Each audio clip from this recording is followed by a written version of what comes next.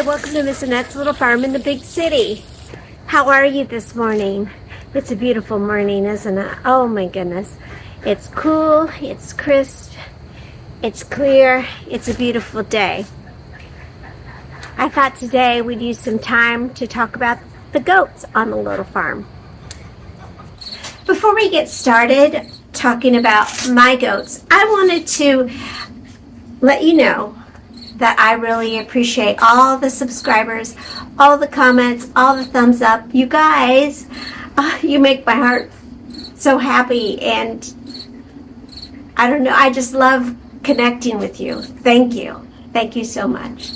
The second thing I want to talk about is that as I talk about the goats, this is my experience with my goats. This is my journey. I am by far not an expert on goats. I am just sharing my journey with you. All right? Because your journey will be completely different than mine. Right? All right. I don't think that we, Mr. Steve and I, are the best examples. And the reason that I don't think that we are the best examples is because a lot of people want to get goats for dairy. They want to use them for dairy or for meat. And that's exactly why we wanted to do it as well. Or the reason I wanted to get goats. I don't think Mr. Steve even thought about goats until I mentioned them. Anyway, we're very bad examples. Because even though that was initially what we wanted to do with our goats, we wanted to breed them and get milk, we quickly realized that, first of all, finding a buck wasn't that easy. There aren't very many people who are willing to take strange goats to their farm for any amount of time to see if they can get bred. And there are not very many people willing to spare their buck to come to some stranger's farm to impregnate. Plus, we really didn't have any room for a buck. We have room for two goats, and that's it. Spoiled girl.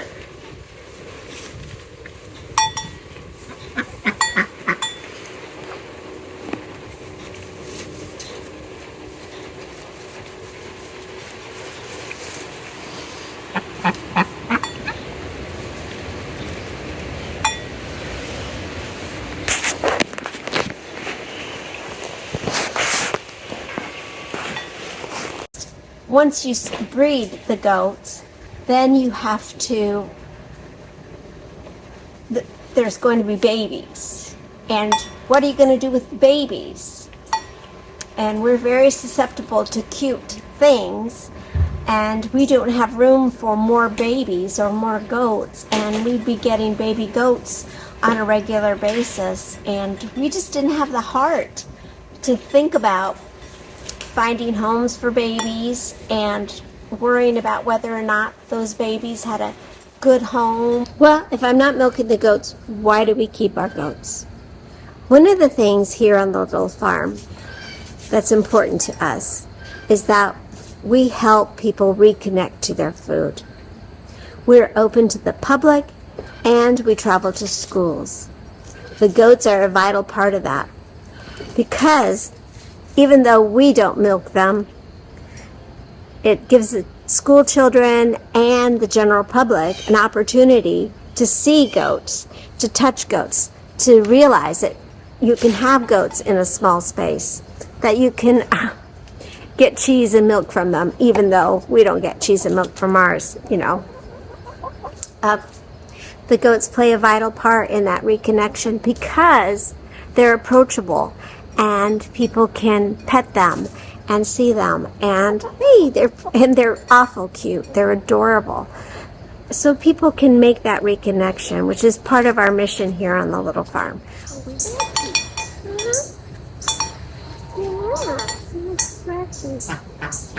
This is Dulce, and her sister is Legend. You can tell the difference because Dulce has black ears and her horns are shaped very differently than Leche's. They also have very different personalities. Dulce means sweets or candy in Spanish, and she matches her name completely. She is the sweetest goat, and she loves snuggles and pets. And if I could sit here all day and snuggle and pet her all day, she would let me. She has a beautiful little goatee and beautiful eyes. And sometimes I swear when I'm looking at her little face, she looks like she always has a smile. I'm getting pushed against this tree by Leche, who is Dulce's little big sister. She is the dominant goat in this whole thing, and she has to eat first. If there's a treat, she's the one that gets it. She pushes Dulce out of the way. She is the dominant goat. Goats are very social, and if you get one goat, you need to get two because they will be depressed and lonely. Lucky for us, these two girls came as a pair because they were twin sisters anyway. So we got them both at the same time from the same place.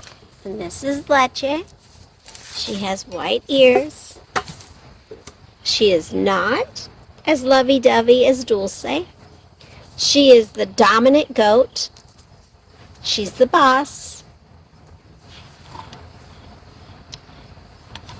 But she's still just as pretty. Look at her little muzzle. Isn't she cute? She is so pretty. But she's pretty and she knows it.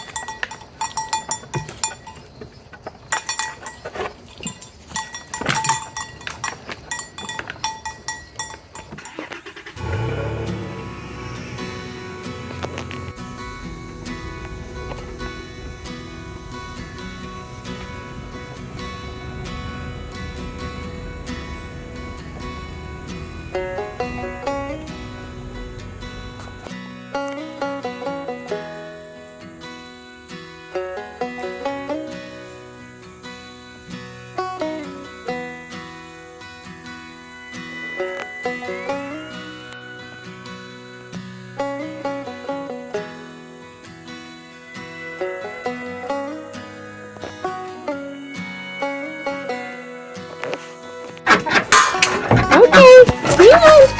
Hang on. Okay. Oh, thanks for the egg. Alrighty. There they go. Start their little ducky days.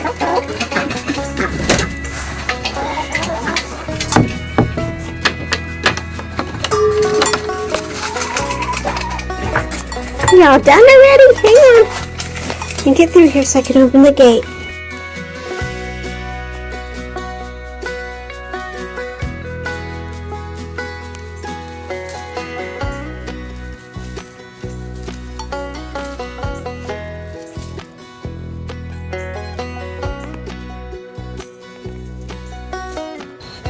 Well, luckily for me, our goats are very food motivated. So if I need them to do something for me, I train them with animal crackers or grain, and they love it. So they have learned how to walk on a leash. They have learned how to get into the back of the truck. They have learned how to come to bed when it's time to close the barn. So that's been a very helpful thing that my goats are so food motivated because I've been able to train them to do those things.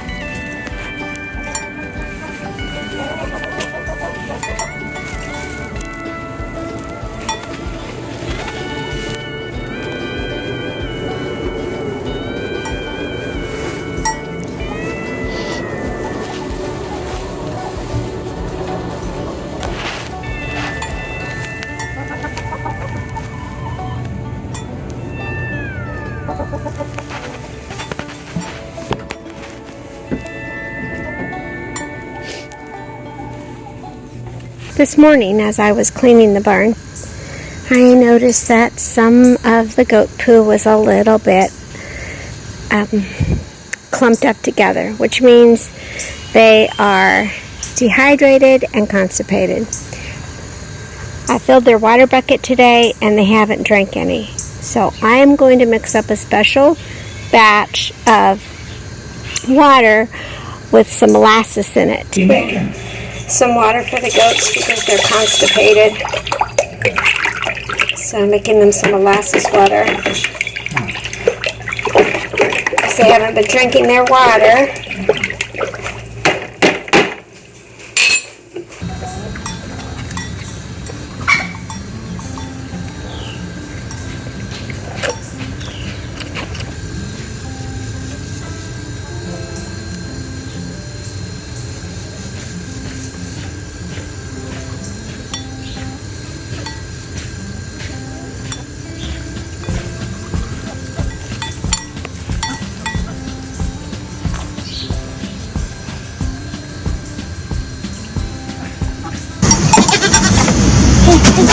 No. Be good.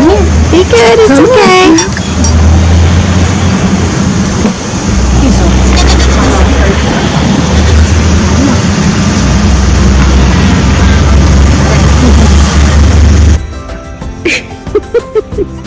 What are you guys looking at?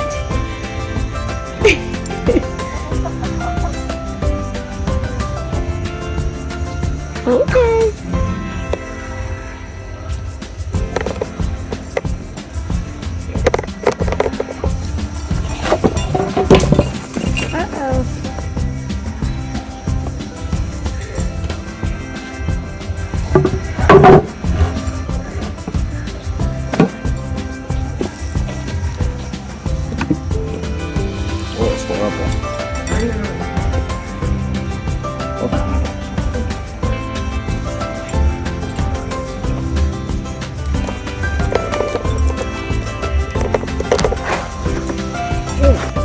I don't know if that's because she's the dominant goat or it's just, who knows.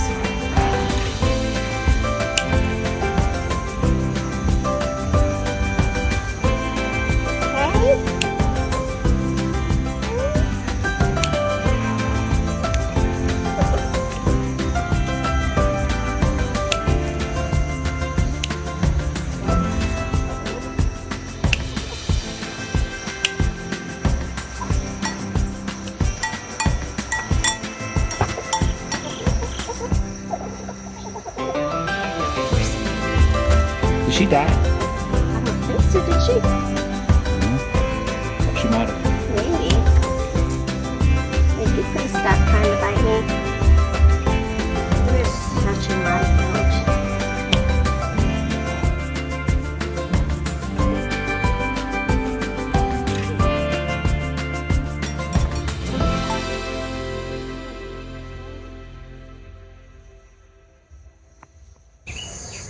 When we were getting the paddock and the fencing and the barn all put together, one of the things we had to consider were the size of our goats and how much room they needed.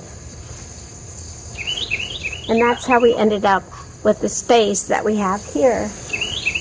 This is the fencing that we were using before. It's very bendable and not very sturdy, and we were replacing it every year, and it was getting kind of costly.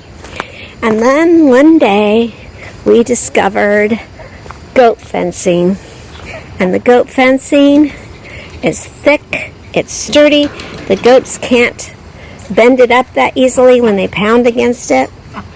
And we put the chicken wire down here to keep the chickens from pecking at the dogs. And the fencing is about 4 feet tall. Maybe not quite 4 feet. Let me see. Yep, it's about 4 feet tall. So I'm about 4'9". So it's just tall enough that the goats cannot jump over it. If they wanted to, they probably could. However, my little girls are pretty chubby, and I don't think they're jumping over anything here lately, because they're my little chubby girls. We haven't ever had any trouble with them trying to get out of the paddocks or out of our yard. And the only time we had that happen was when they were their very first day here. I got them home in the back of the Mini Cooper. They were that small. They were really tiny.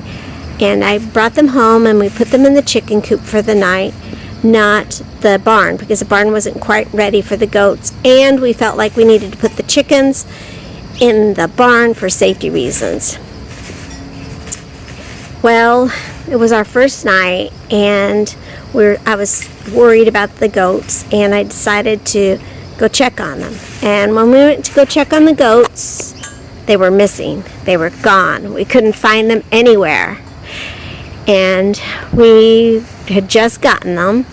And luckily for me, I had put bells on them, these big, huge bells, because they were so small, and those bells were bigger than they were. They've kind of grown into them. But we could hear them. They were across the street in the parking lot at the business across the street from our house. Mr. Steve found them, and I called them, and they came. I don't know what, how we must have bonded over the car ride or something, because I called Dulce Leche, and they came running back to the house. Luckily, that could have been a really awful tragedy. But here we are with our two little goaty goats. Everybody's safe and sound, and they have not escaped our yard since. One of the things that I get asked a lot is, how do you keep all of your pretty flowers when you have goats? Well, there's a trick to it. The goats get to run around the yard as long as I'm outside when there's pretty flowers.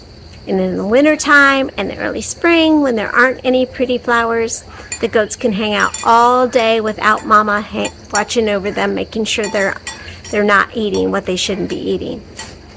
And that's how I get to keep all my pretty flowers. It takes a little effort, for sure, but it's worth it.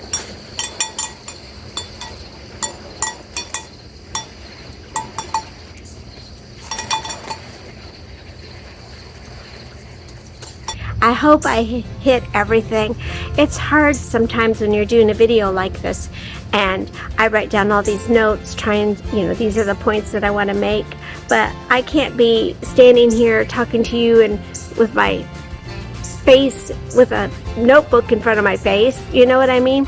So hopefully I hit everything, and if I didn't, please hit me up in the comments. I'd be happy to answer any questions you have about the goats. All right?